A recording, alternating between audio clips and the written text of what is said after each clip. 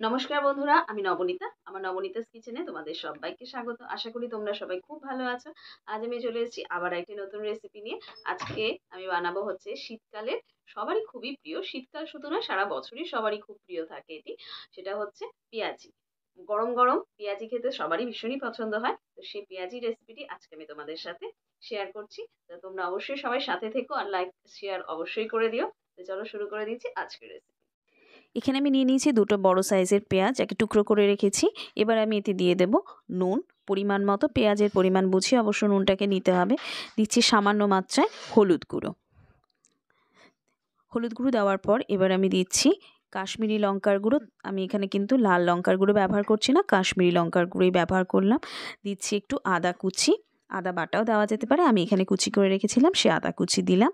দিচ্ছি ঝালের জন্য কাঁচা লঙ্কা, লঙ্কাটা তোমরা যেরকম ঝাল পছন্দ করো সেই পরিমাণে ব্যবহার করবে।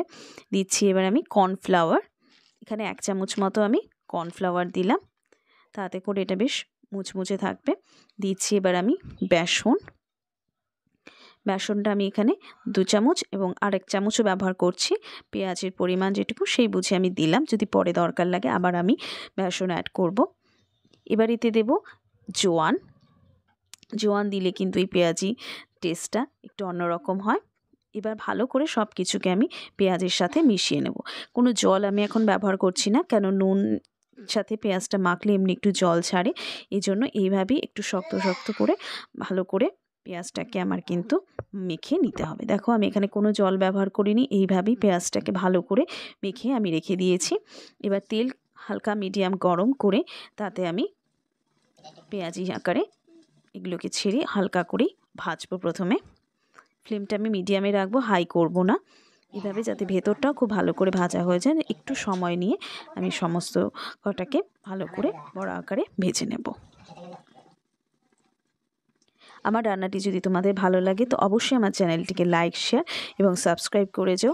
আর ভিডিওটি এতক্ষণ আমার সাথে দেখার জন্য কিন্তু তোমাদের অসংখ্য ধন্যবাদ। আমার এক পিঠ ভাজা হয়ে গেছে, এবার আমি একটু উল্টে দিলাম। এভাবে সব কটাকে একটু উল্টে দিচ্ছি যাতে অপর পিঠটাও ভালো করে ভাজা হয়ে যায়। বিকেলের জলখাবারে মুচমুচে এরকম পেঁয়াজি খেতে কিন্তু বেশ ভালোই লাগে। দেখো ভাজা হয়ে গেছে আমার পেঁয়াজিগুলো, এবার আমি এগুলোকে সব কটাকে তুলে নিচ্ছি, নিয়ে আমি সার্ভ করে দিলাম। তৈরি হয়ে গেল আজকের আমার পেঁয়াজি। সবাই খুব ভালো থেকো আর সুস্থ থেকো, আবার দেখা হবে।